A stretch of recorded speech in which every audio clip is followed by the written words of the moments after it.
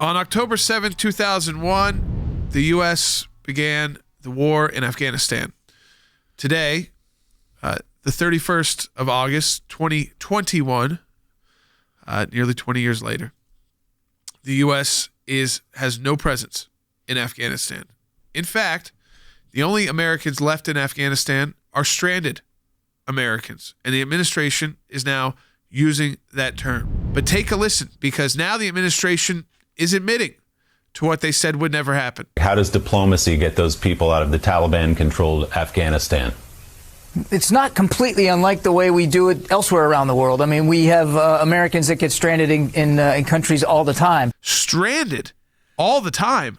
Anytime that happens, it's a news story. I mean, that's how rare it is for an American to be held hostage around the world, or to be held in prison or taken by. Yes. We did get kind of used to it during the beginnings of the war on terror, because they were being held hostage in those horrible execution video. Okay.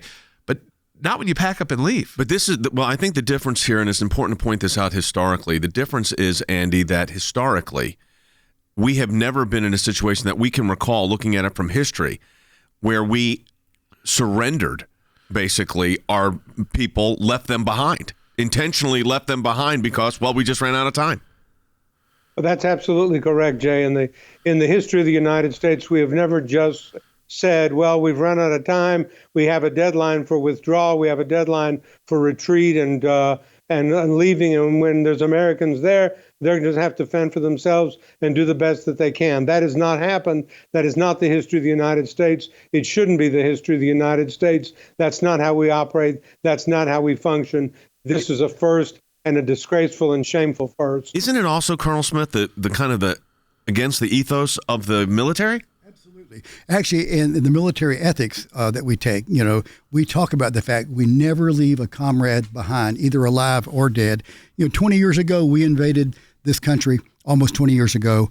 Now, and to defeat that terrorist group, now we're pleading with that same terrorist group not to harm our soldiers, citizens, and allies. It is humiliating, and it is unprecedented. The message that you're hearing today, really from both sides of the aisle, that this is mission not accomplished. In fact, this is mission failed. You even heard it, Jay, from the chairman, the Democrat chairman of the House Armed Services Committee, Adam Smith, who he had very harsh words to say this morning. He said, look, we should have started the evacuation of the civilians much sooner. He said, I appreciate the pace at the end, but we did not start soon enough. And Jay, the other thing I'm hearing from Senator Cotton is very much along the lines of what Jordan was talking about. The administration wants to say, well, look, this has happened before.